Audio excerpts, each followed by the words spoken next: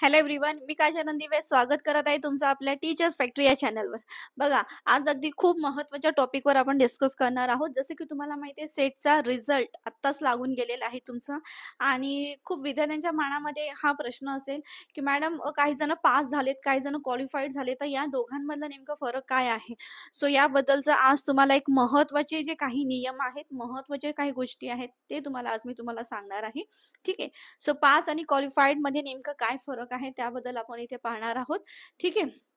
So मी काजल रणदिवे, मी स्वतः net set qualified आहे आणि जर तुम्हाला आपली बॅच जॉईन करायचं असेल, तुमच्या कन्सेप्ट क्लिअर करायचं असेल, एक अपयशातून यश तुम्हाला प्राप्त करायचं असेल, तर नक्की त्यासाठी आपली बॅच आहे, तुम्ही ते बघू शकतात.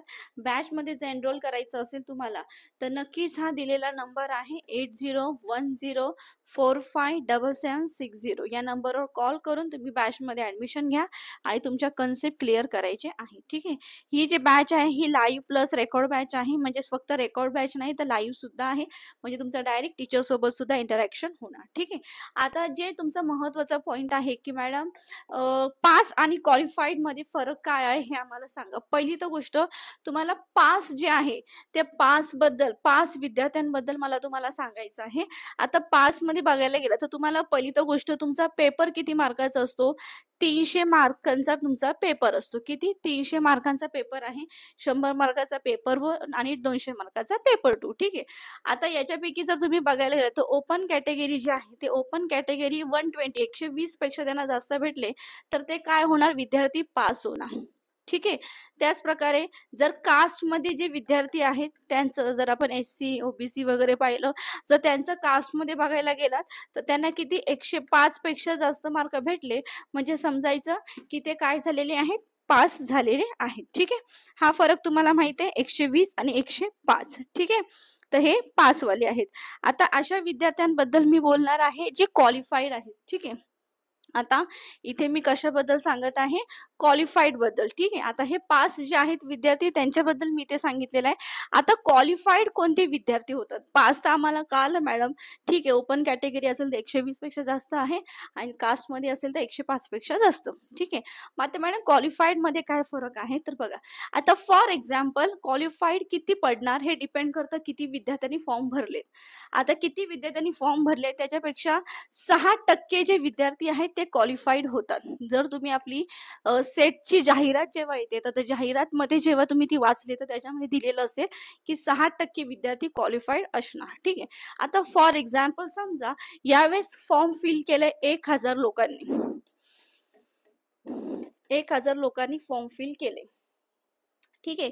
आणि त्यातले समजा 800 जणांनीच फक्त एक्झाम दिलेली. 800 जणांनीच एक्झाम दिलेली आहे. त्यातले 200 विद्यार्थी हे समजा अब्सेंट होते. ते आलेच नाही. ते एक्झामला आलेच नाही. त्यांचा संबंध नाही. किती जण आले? फक्त 800 विद्यार्थी एक्झामला आले. किती विद्यार्थी आले एक्झामला? तर 800 विद्यार्थी का आलेले आहेत? तर एक्झामला आलेले आहेत. ठीक आहे. आता याच्यामध्ये जर बघायला गेलात, समजा 800 विद्यार्थी एक्झामला आलेत आणि 200 विद्यार्थी आले नाही. 1000 जणांनी फॉर्म भरलेला. ठीक आहे. आता इथे मी फक्त 3 कॅटेगरी बद्दल सध्या सांगते. असे इतर भरपूर कॅटेगरी आहेत. समजा ओपन कॅटेगरी एक आहे, एक एसटी कॅटेगरी पकडते आणि एक ओबीसी कॅटेगरी पकडते. ठीक आहे. अजून कॅटेगरी आहेत पण ते समजण्यासाठी 3 कॅटेगरी मी इथे पकडत आहे. ठीक आहे. आता ओपन कॅटेगरी मधले समजा किती विद्यार्थी? तर 500 विद्यार्थी. 500 विद्यार्थी काय होते? ओपन कॅटेगरी मधले होते. ठीक आहे. एसटी कॅटेगरी मध्ये समजा 100 विद्यार्थी होते. ठीक आहे. 600 झाले. ओबीसी मधले 200 होते. ठीक आहे. 800 झाले. 200 विद्यार्थी तर आले नाही. ठीक आहे. आता एवढे जण विद्यार्थी आले होते.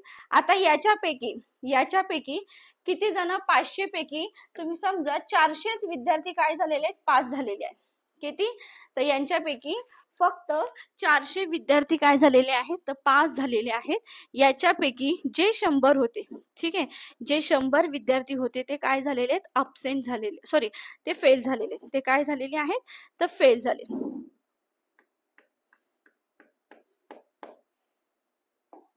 ठीक आहे. याच्यापैकी जे 100 विद्यार्थी होते ते फेल झालेले आहेत. ठीक आहे. आणि 400 विद्यार्थी हे काय झाले? त्यातले 400 विद्यार्थी मधले काही पास झाले तर काही क्वालिफाईड झाले. ठीक आहे. आता पास झाले ते समजा 120 पेक्षा जास्त असतील, कारण की हे ओपन कॅटेगरी आहे. म्हणजे पास झाले ते 120 पेक्षा जास्त. ठीक आहे. त्यातले काही विद्यार्थी हे काय झालेले आहेत, क्वालिफाईड झालेले आहेत. किती क्वालिफाईड किती झाले? काही विद्यार्थी क्वालिफाईड झाले. मग यातले किती विद्यार्थी क्वालिफाईड झालेले असणार? किती विद्यार्थी? आता जर तुम्ही इथे बघायला गेलात तर आपण किती सांगितले? 6% क्वालिफाईड सांगितलेले आहेत. किती सांगितलेले आहेत? तर 6% क्वालिफाईड सांगितलेले आहेत. ठीक आहे. त्यातले 400 जण काय झालेले पास, त्यातले काही पास झाले तर काही क्वालिफाईड झालेले आहेत. ठीक आहे. मग इथे येणार काय? 400 जर आपण पकडले, 400 हे पास क्वालिफाईड झालेत. ठीक आहे. याचा आपण 6% लोक काय झालेले आहेत? क्वालिफाईड. ठीक आहे. म्हणजे किती झाले? 24 विद्यार्थी काय झालेले तिथे क्वालिफाईड झालेले आहेत. किती? 24 विद्यार्थी क्वालिफाईड झालेले आहेत. किती? 24 विद्यार्थी. ठीक आहे. मग आता हे क्वालिफाईड कसं काढणार? जे टॉप लिस्ट मध्ये आहेत ते क्वालिफाईड कसं काढणार? जे टॉप लिस्ट मध्ये आहेत. काय आहेत? जे टॉप लिस्ट मध्ये आहेत. काय आहेत? जे टॉप लिस्ट मध्ये आहेत. आता फॉर एक्झाम्पल जर मी बोलली एखाद्याला किती भेटलेत? एखाद्याला 60 भेटलेत, एखाद्याला 62 भेटलेत, एखाद्याला 65 भेटलेत. ठीक आहे. सो हे टॉप लिस्ट आहेत. हे टॉप लिस्ट जे आहेत, जे एकदम ज्यांना जास्तीत जास्त मार्क असतील असे सुरुवातीचे असे 24 जण त्यांना इथे काउंट केले जातील. ठीक आहे. बट कधी कधी काय होतं माहितीये, आता 24 विद्यार्थी, आता किती? 24 जण क्वालिफाईड होणार. तर फॉर एक्झाम्पल 22व्या नंबर जो आहे त्याला 22व्या नंबरला समजा 60 भेटलेले असतात, 23व्या नंबरला 58 भेटले असतात, आणि 24व्या नंबरला सुद्धा इथे बघायला गेलात, एक मिनिट,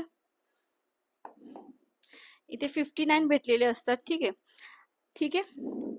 24व्या नंबरला किती भेटले असतील? मग कधी कधी आपण बघतो ना की जास्त तुम्हाला कॅटेगरी दिली जाते, कधी कधी बघतो ना आपण जास्त कॅटेगरी दिली जाते. ठीक आहे.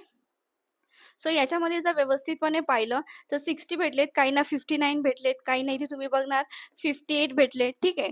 आणि 25व्या नंबर जो आहे त्याला सुद्धा 58 भेटलेले आहेत. म्हणजे तुम्ही इथे बघाल 58 दोघांनाही सेम भेटलेले आहेत. आता हा तो 24वा आहे आणि आपल्याला किती? 24 विद्यार्थी आहेत, तेच क्वालिफाईड होणार टॉप लिस्टेड.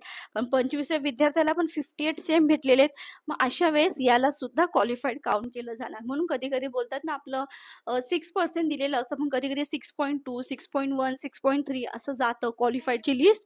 ते याच्यामुळे जातं, हाच तो कारण असतो. ते सुद्धा तुम्हाला इथे मी सांगत आहे. ठीक आहे. सो होप सो तुम्हाला पास आणि क्वालिफाईड मधला जो फरक आहे तो व्यवस्थितपणे कळाला असेल. ठीक आहे. इथे मी 100 हजार जणांनी फॉर्म भरलेत असं काउंट केलेले आहेत, पण त्याच्यापेक्षा जास्तच लोक फॉर्म भरतात. मग अशानुसार ही लिस्ट तयार होते आणि अशा प्रकारे क्वालिफाईड आणि पासिंग मार्क्स काउंट केले जातात. ठीक आहे. सो नक्कीच असं तुम्हाला बॅच मध्ये एनरोल करायचं असेल तर हा नंबर आहे, नंबरला कॉल करायचा आहे. बॅच मध्ये ऍडमिशन घ्यायचे. मी स्वतः नेटसेट क्वालिफाईड आहे आणि नक्की माझ्यासोबत एक अपयशातून तुम्हाला यश प्राप्त कसं होणार हे मी नक्की तुम्हाला सांगेन. आता लास्ट जी एक्झाम, आता रिझल्ट पण लागला आताच, सो त्याच्यामध्ये जराही भलेही तुमचं झालं नसेल क्लिअर तरी काही काळजी करायची नाहीये. नेक्स्ट एक्झामचा रिझल्ट हा तुमचाच असणार आहे. सो त्यासाठी तुम्हाला तयारी करायचं आहे. सो त्यासाठी या नंबरवर कॉल करून कनेक्ट व्हायचे आणि संपूर्ण तुमच्या कन्सेप्ट क्लिअर करून घ्यायच्या आहेत. ठीक आहे. सो नक्कीच आता मी इथे थांबत आहे. भेटूया आपल्या नेक्स्ट लेक्चरला. तोपर्यंत सर्वांना bye, have a great day. Thank you so much. ठीक आहे. आणि चॅनलवर नवीन असेल तर नक्कीच सबस्क्राईब करायचं आहे. ओके. चलो बाय, थँक्यू सो मच.